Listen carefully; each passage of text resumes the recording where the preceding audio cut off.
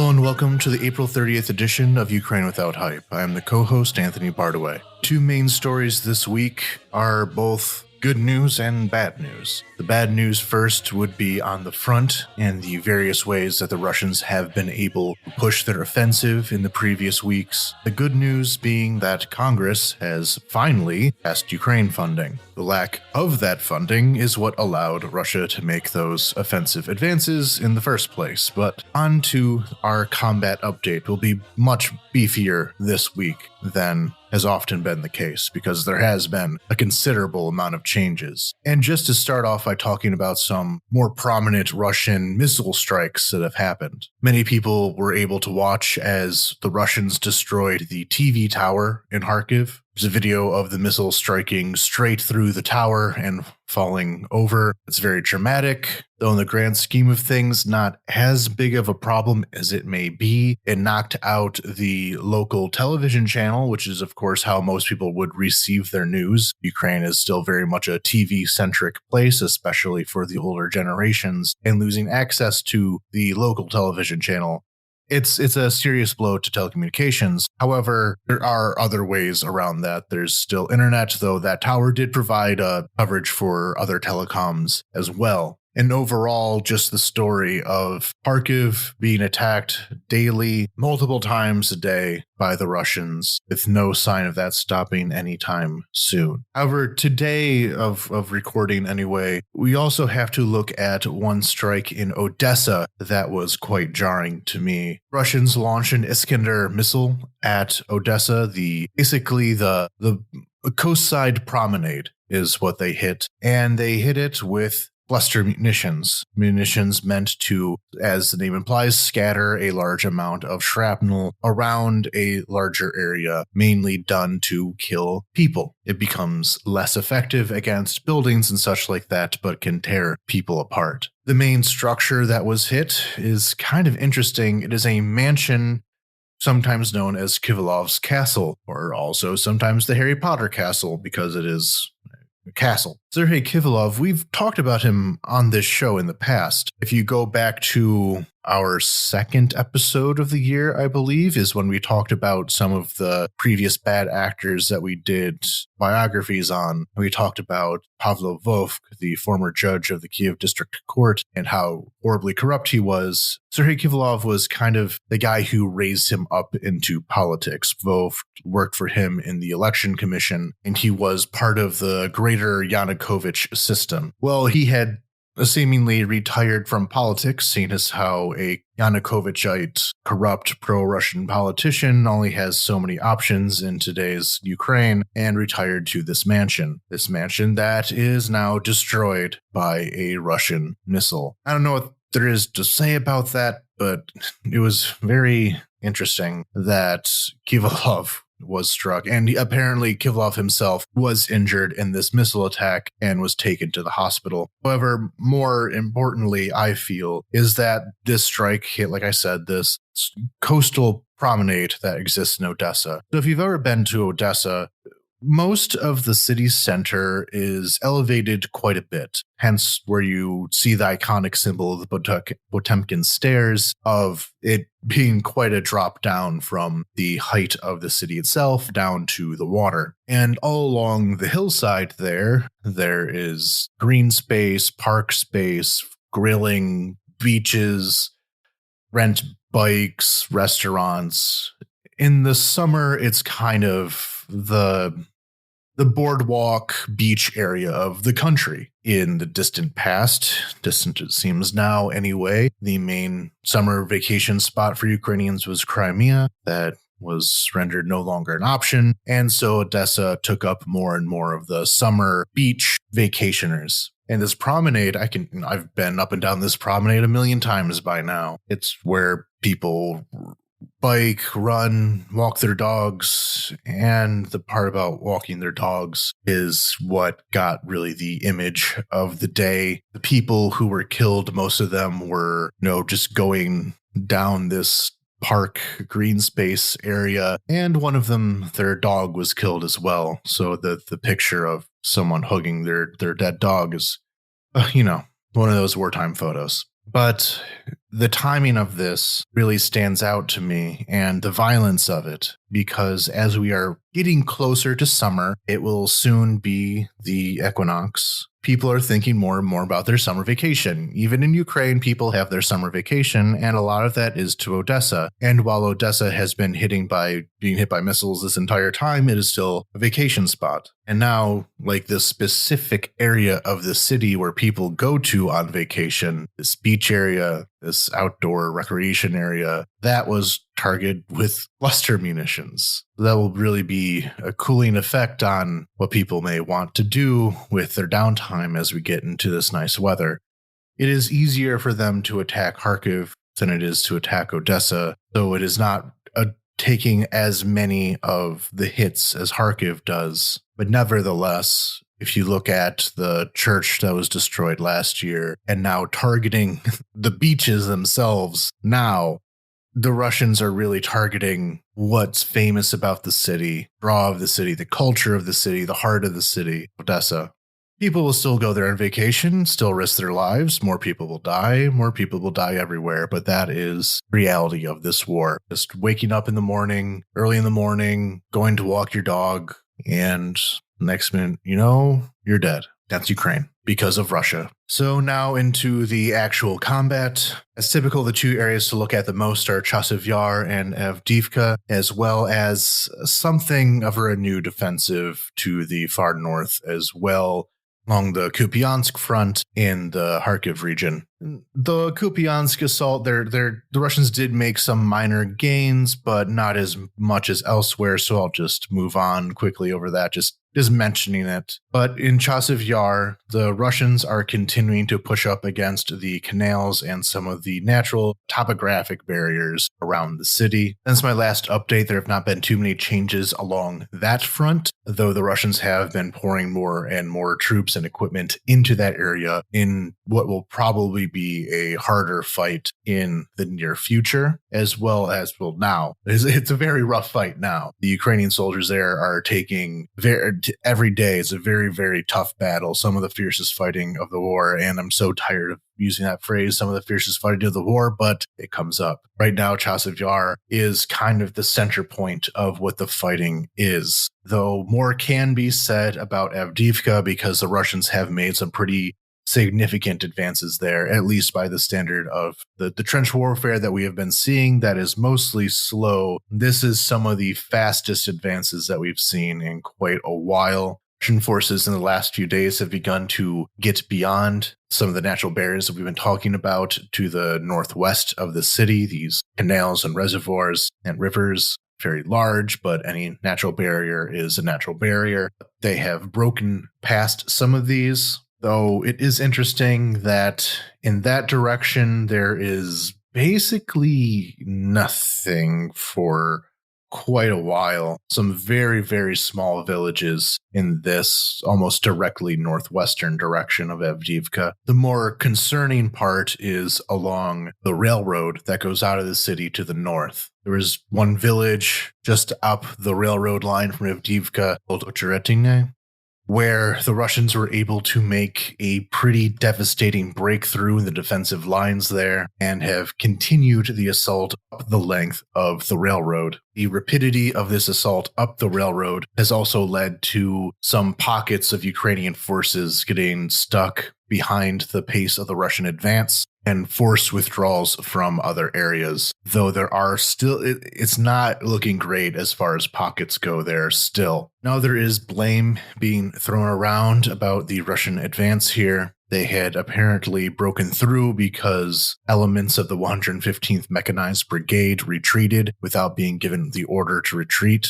And there is currently an investigation into whether this act was criminal or not. Though the 115th has also had its defenders, which I lean towards. Yes, they were probably forced to withdraw, but what choices did they have in this scenario? They are undermanned, under-equipped, outgunned, and could not hold the line there with the resources they had. Or at least that's as the argument goes. Whatever the investigation comes down as, we'll see. And of course, the 115th continues to fight in the area. It's not like the unit dissolved or anything. Now, what this resulted in is a very narrow salient of Russian advance that does not go too far beyond the railroad in either direction. Now, under normal situations, that if Ukraine was properly equipped at the moment, this would be a okay sign. The narrowness, the very kind of tight nature of this Russian advance, if Ukraine had enough artillery in order to hammer at this advance, the Russians could be maybe cut off, encircled, something like that. But Ukraine doesn't have that ammunition, does not have that artillery, so instead the Russians were able to advance. And every day they are continuing to advance another little bit along that line. How long that's sustainable for, we'll see, but they are not having too many problems advancing right now. The south of there, the Russians have also been able to make some smaller but still very concerning advances along a road leading to a chain of villages that are very important to controlling the southern part of the line there. So Vuhledar, the famous battles of watching the Russians attack Vuhledar over and over again and just getting blown up. What they're trying to do now is basically go behind Vuhledar to cut off the supply to that area and allow for a Russian advance to finally take that village. So overall, what the Russians are trying to do right now is to create cauldrons or semi-encirclements along two pretty important areas. That is, one, the Turetsk, New York area to the north of Avdiivka, as well as Vuhledar, as I just said. So far, the Turetsk, New York area has been holding up remarkably well throughout this entire war. If you look at a map of the hostilities, then that is the only spot along the front that has not changed in all these 2 years. It is still the front that it was back in 2015. But if this railroad advance works out the way it does, then New York will be looking at Russians on 3 sides as opposed to just 2 as it is now. And of course, with Vuhledar, like I said, if they move behind Vuhledar and cut off some of the supplies there, then that would be another pocket that will be in very severe distress. So those are the 3 areas we really need to look at. Chasiv Yar, which the Russians are trying to surround, but have not yet have great success on that. New York Turetsk, which the Russians are making advances towards surrounding, as well as Vuhledar, which very, very little advance in that direction, but it's very clear that's what they're trying to do. So that's the current situation on the front. Much more dynamic than it has been in the past, and expect it to getting worse and worse over the next few weeks, as what we're about to talk about is the American supply of munitions to Ukraine, and that has finally passed. The Russians will try and make as many advances, as many successful attacks as they possibly can, while Ukraine is still in this position of being undersupplied. This position of being undersupplied does have a ticking clock. The Russians are trying to beat that clock, and to do that, they will go as hard as they possibly can in the coming weeks before those artillery shells, before those bullets, before tanks and other heavy equipment arrive on the front from the Americans. They need to go fast, and they will go fast, and the Ukrainian army will have to bear that as well as they can with the very limited amount of supply that they have on hand. But on that note, switching over to our good story, which is that finally, after all of this time, the House of Representatives have finally held the vote to supply Ukraine with aid, and the vote passed, and through the Senate, passed the Senate, and was signed by President Biden. So there it is, the thing that we've been waiting for all of this time, the thing we talked about in our previous episode and our interview that we've been talking about on and on for the last months of when this aid will finally happen. It's finally happening. So I just can't feel as excited about it as I should. Anyway, I'll get into some of the analysis on the other side of this. But so yeah, what happened here is that Mike Johnson, the Speaker of the House, who had been refusing to bring Ukraine aid to the floor for months, half a year, who has tried different formulations of attaching it to various other causes, the border, Israel aid, etc., finally met with enough pressure, and we'll discuss what some of that pressure may have been, to finally bring that vote to the floor. Reportedly, he had met with Trump before then, and Trump relented on this issue. Trump has been very resistant to Ukraine aid as well, and apparently he gave his blessing to finally move it to the floor. The entirety of the Democratic Party voted in favor of Ukraine aid, while half of the Republicans did not. That is what we've always known, is that between the two parties, the vote is there. Within the Republicans itself, on their own, it is not. But there were enough votes to pass it by a pretty considerable margin. And as the bill was being signed by Biden, he said that aid would begin to move within hours. So I mean, this is all a very slow process. The speed of government is not fast, but I do know that probably at least artillery ammunition is en route. Whether it has arrived or not, we'll see. It doesn't seem to be the case yet, but it's coming.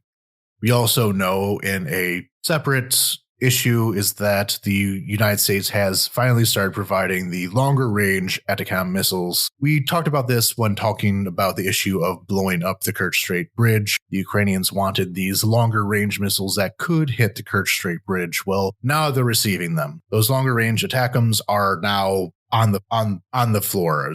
They're available now. But what changed? Things were frozen for so long, and something finally changed to make it happen. There were a variety of explanations for this, and we'll get into them now. The first is that there was some new intelligence presented that Mike Johnson looked at it and said, oh no, this is a big problem, we need to finally act on it. That's not the case. The intel on the Russians, I don't see it, but I also don't see why it would be significantly different than it has been for this entire time. There hasn't been like a serious change in the war since then, other than the deteriorating situation on the front, but that deteriorating situation has been known this whole time. So no, there is not any new intel. I mean, I'm not going to put money on that. I don't know what the intel is. I'm not high up in the Pentagon. I don't see these things, but I don't see why there would be new intelligence on the execution or threats posed by the war. Another is that there's just been a lot of lobbying from Ukrainian interests lately. Celebrities, politicians, soldiers, as well as the Ukrainian diaspora in the US, as well as various political interest groups in the US, have been pushing much harder for this bill to pass. And that's probably the case as well. How much this lobbying was successful, I mean, obviously it was successful, but how much did it contribute to the success? Probably quite a bit. Politicians do react to having people at their door constantly. Otherwise, that's what lobbying is. But one thing that a lot of insiders have been stressing is this element of Russian persecution of Protestants in the occupied territories. That's one thing that Worrisome and other Ukraine interest groups in DC have really been hitting Mike Johnson over the head with over and over again, which is that Russia is anti-Protestant, and many of these Republican politicians are themselves Protestant. Mike Johnson himself is an evangelical Baptist who seems to care deeply about his faith that Russia is oppressing. And so I want to get into a bit of this problem that has been presented and really focused on in order to appeal to the Republicans. So Protestantism in Ukraine has a very long history, about as long as the Protestant Reformation itself. It came to Ukraine in the 1500s. There have been various Protestant communities in Ukraine since the 1500s, especially the Anabaptists, I believe, were the first ones. And while they're always very much a minority in a land that was pretty much defined by its conflicts between Orthodoxy and Catholicism, they're still always there. And once we get to the Russian imperial era and the Russians begin to invite colonists from other places, many of them were German Lutherans. There is a Swedish village in the Odesa region that is still Lutheran. There was a lot of Anabaptists in what's now the Zaporizhia region, although they did not really survive the revolutionary period. And even during the Soviet era, there were underground groups of Protestants within Ukraine and elsewhere in the Soviet Union, especially areas that it was more prominent, such as in the Baltics, due to the German minority there. The real boom in Protestantism that affects Ukraine today comes after the collapse of the Soviet Union. So all these decades of official state atheism, religion's legal again, and so there is a blossoming of churches and religious organizations in the country. There are a lot of missionaries that come from the United States and Europe. A lot of them set up orphanages, churches, and convert quite a few people to Protestantism, as particularly to the Baptists. The Baptists are the largest group in the country, though we're not talking about a very large group of people. Only 2% of Ukrainians are Protestant, and then among them, the Baptists are about half, Seventh-day Adventists, and some others, but Baptists are the largest group. And there have been quite a few very prominent Baptists and other Protestants within the history of modern Ukraine. Alexander Turchinov, the acting president following the Euromaidan Revolution, was himself an evangelical Baptist, as well as the former mayor of Kyiv, Leonid Chernovetsky, was also an evangelical Baptist, so they're around. However, then came the Russian annexation of Crimea, as well as its continued, less official occupation of the Donbass. And in Donbass especially, while Russia in general is not very keen on Protestantism, especially some of the smaller charismatic groups, in the Donetsk and Luhansk People's Republic, there was a significant amount of repression against Protestants there.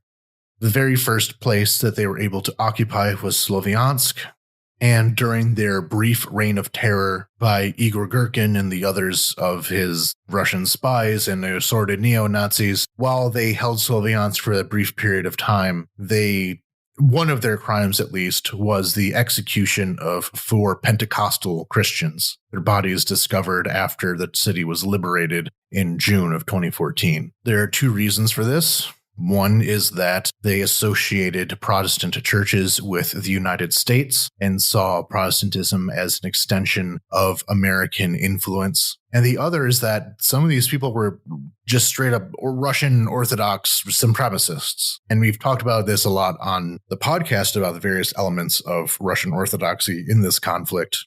In a recent episode, we talked about how the Russian Orthodox Church has declared holy war on the West. Really have to underline that when we can. But that included suppression of non-Russian Orthodox religious groups. So Catholics in the occupied territories are not treated very well either, but also Protestants have undergone significant repression within occupied Donbass since 2014. Executions, kidnappings, their properties stripped from them. Though again, during all this time, Protestants have run underground churches throughout occupied Donbass. Very small numbers of people, but small prayer groups have met in secret, hiding away from the mobs that run those areas. And as the full-scale invasion expanded the area of Russian occupation in Ukraine beyond the 2015 contact line, they have exported that policy to the rest of occupied Ukraine. Protestant churches all throughout being, again, murdered, property taken,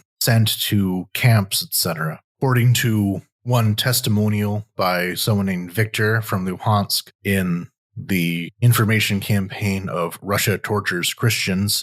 Pretty on the nose with their messages there, but there's no time to be coy, I suppose. Russia does torture Christians, so sure, name your organization, Russia Tortures Christians. But according to Viktor Chernyavsky, so quoting from Victor here, almost my whole life, I've been a believer in the evangelical church. After the Russians came to my native city of Luhansk, they restricted any type of congregation except the Orthodox Russian Church. My church was prohibited from ministering and holding Sunday services. One day, I was captured on the road by Russians and imprisoned in their basement, where I was tortured. On one occasion, while being teased by electricity and tortured with baseball bats, they invited a Russian Orthodox Church priest. He told me that because I'm an evangelical Christian, he had to cast demons out of me. While I was being tortured, the priest of the Russian Orthodox Church watched me. Those evangelical Christians who stayed in Luhansk are still prohibited from having gatherings on Sundays, and they cannot conduct their services. Every church that is not an Orthodox or Protestant Baptist church is labeled by Russia as a foreign agent. So that story is repeated time and time again, very repressed community. And like I said, this message has been pushed very, very hard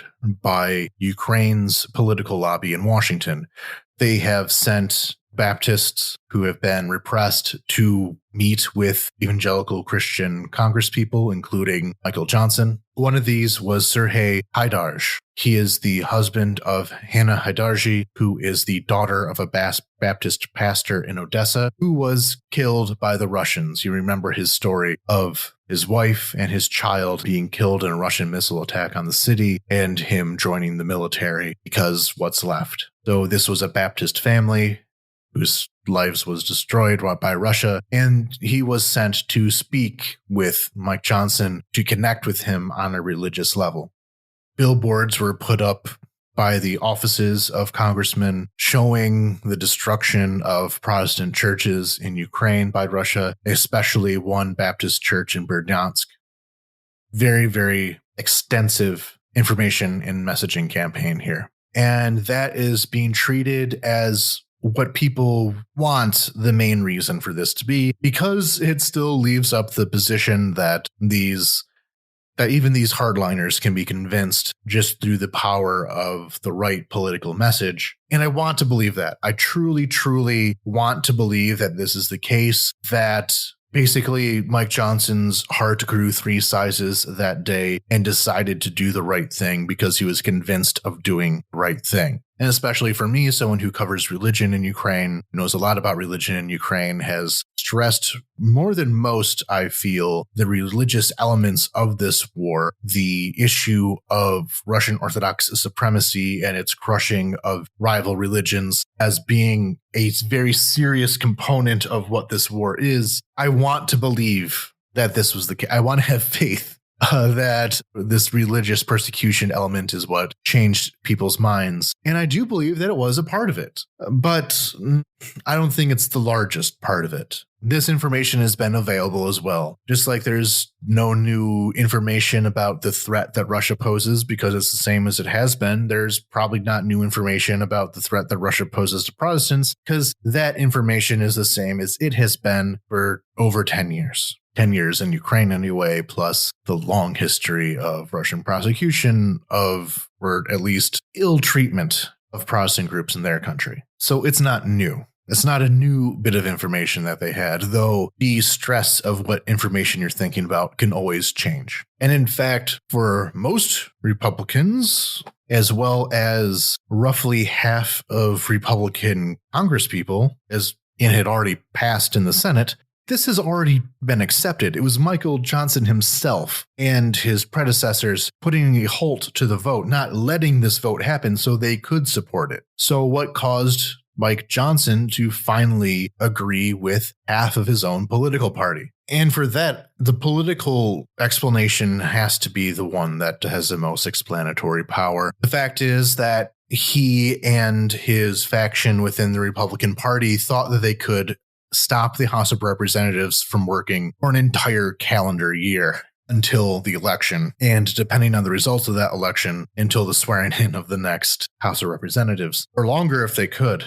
And the question was, is it possible to stop the government from working for that long? And it turns out the answer is no. Things come up that they have to do. And just creating this logjam of issues that are just not getting passed, that people want passed, that was no longer tenable. It went on for too long. And especially what I think what happened is that the Iranian missile attack on Israel led to more demand from the Republican base to push Israel aid.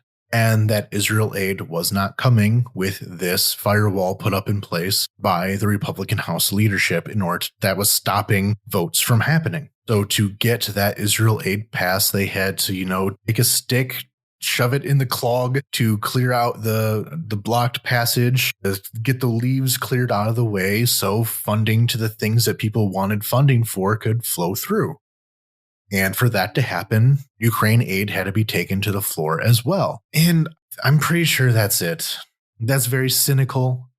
That's very depressing in the thought of the hopes of future Ukraine aid. I think that's just it. This clog was going on too long. There was increased pressure from within even the Republican Party to sign the discharge petition. And if this discharge petition happened, then that would have completely undermined the authority of Mike Johnson. Discharge petition basically being a thing that the House bills are decided by the Speaker, but by signing this petition, they could force a bill to the floor without the Speaker allowing it personally. And there was a lot of support for this discharge petition and word from people within the Republican Party that if this jam was not cleared up soon, then they would just sign it and move on with their lives. So increased pressure from within the party to get something. When I say get something done, I mean get anything done in order to push through these priorities. Ukraine aid was just there following the ride.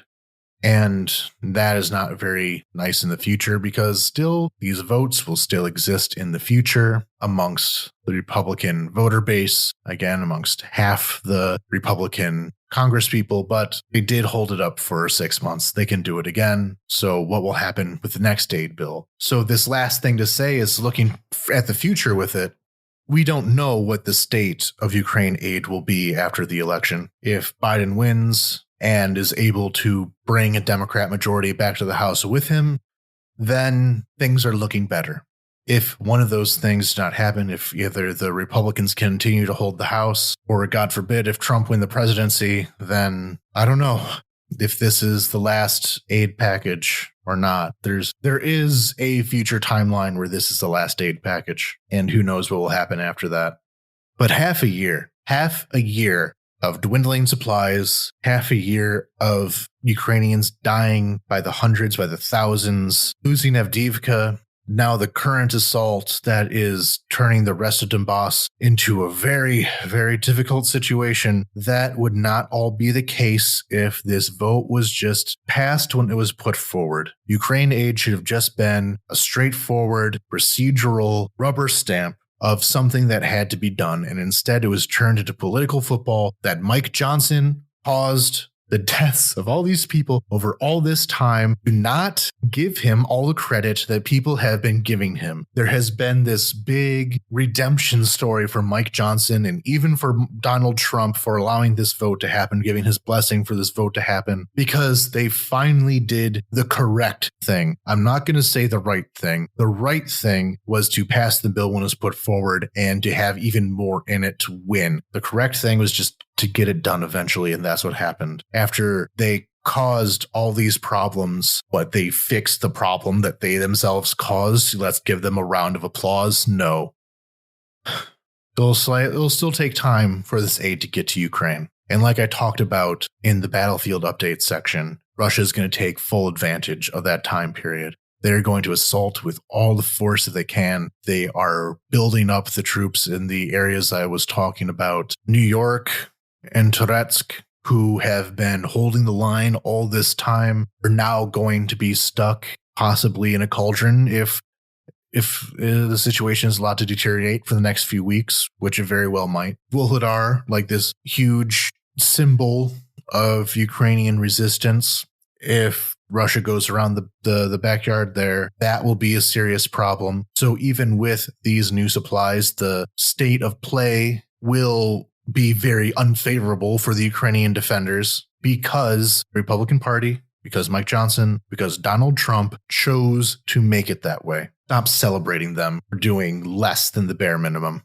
So this last segment, I wanted to compare some notable deaths that have happened on both sides of the front, Ukrainians and someone on the Russian side. We don't talk about casualties, specific casualties very often. To mention one person's name and not the hundreds of others who died within the same time frame can be disrespectful, but sometimes we do have to tip our hat on occasion. And for that, I want to look at one Ukrainian who was killed, Pavlo Petrochenko. He is a long-term activist, especially involved in local activism in the Darnitsky district of Kiev, fighting against corrupt land developers and such. He was a friend of Katerina Handzuk, who was murdered, likely by people in the Kherson regional government, for her anti-corruption work. He was an organizer of the Sergei Pritula Charity Foundation, which is found in our list of preferred charities. Until shortly after the invasion, he joined up in the military in the 59th Separate Motorized Infantry Brigade, and amongst other things took part in the liberation of Kherson. And his most recent work was working on banning online gambling for soldiers. Don't want to see soldiers, gambling away what little they have, because of the psychological stresses that war puts people through, and using gambling as an outlet for that. He was killed just short of his 32nd birthday. The other, Alla Pushkarchuk, journalist and editor at the literary publication Tomo, had previously served in the armed forces after the initial Russian invasion in 2014, and then rejoined along with her boyfriend, who she reportedly died in the arms of. So again, some of the best and brightest of the country, some of the most important to the country's civil society development, cultural development, dead because of the invasion, when they could have been doing so much better. But now let's look to the Russian side. Who was the famous person who died on the Russian side recently? Good old Russell Brentley, aka Texas. He was a communist who went to Donetsk in 2014 to work as quote-unquote a journalist, and eventually joined the Vostok Battalion, one of the Donetsk People's Republic's infantry assault groups, and was attached to Vostok and the people around Vostok throughout the entirety of the occupation, where he also did some work for Russia Today. So he was this journalist soldier guy, I guess. But as is the case with all these people, he was up to criminality in Donbass. He did, drug dealing, smuggling, that kind of thing. As we have highlighted before, the Donetsk and Luhansk People's Republics are just the mafia, and he took part in the mafia. In the United States, he was some kind of marijuana dealer, low-level criminal. He was sent to jail, escaped jail, went back to jail again, before going to occupied Ukraine. And I guess he kind of ran afoul of some Russian soldiers. Doing his work as a journalist, I struggle to say that word. It pains me to call him that. As a propagandist, he was apparently filming the aftermath of some kind of strike on a Russian position.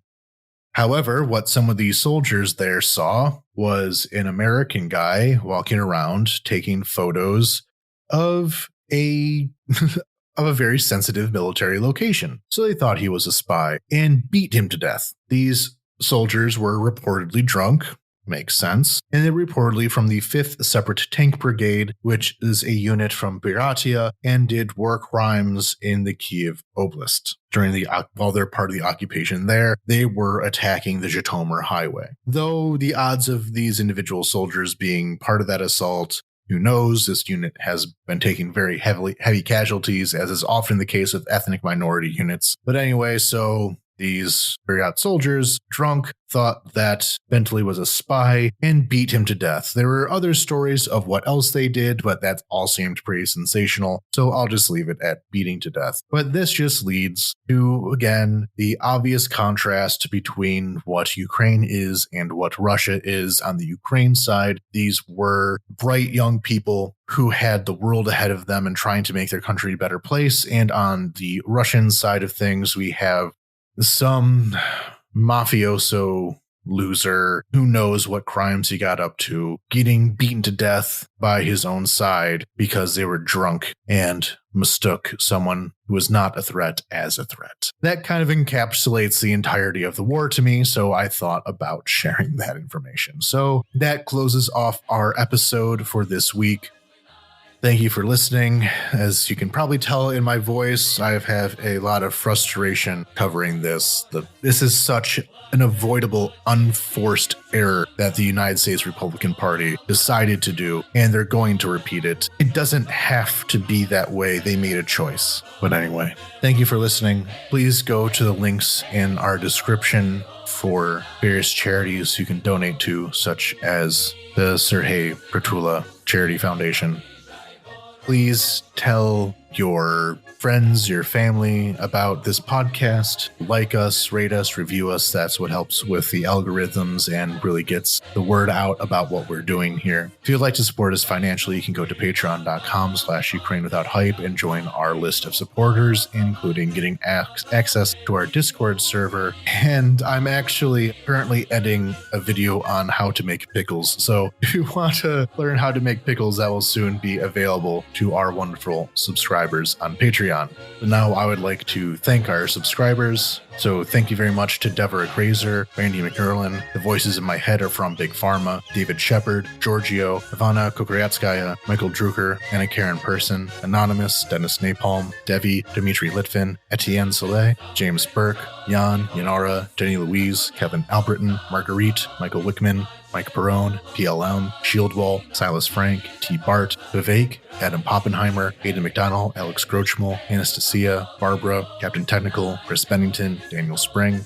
David Wall, Emily Bavona, Francois, Grace Krause, Had to Laugh, Jacob Hoem, James Wise, Jared Bradley, Jerd, Julia Lindsay, Laura De Leon, Lori Halila, Levy Grove, Marianne, Matt Miller, Melissa Kaselko, Anonymous, Noam Hart, Paul Bailey, RDK. I thought I already said it, RDK. I don't know if that's a repeat or two separate RDKs. If you're RDK out there, check to see if you subscribed twice. I don't know. Sanjay, Scott Berry, Scott Gengris, Scott Tokaryuk, Stuart Akers, Settle Knife, Thomas Sobiek, Veronica, Victoria Leontoneva, and Wandering Lens. Thank you all very much for your support. And until next week, Slava Ukraini!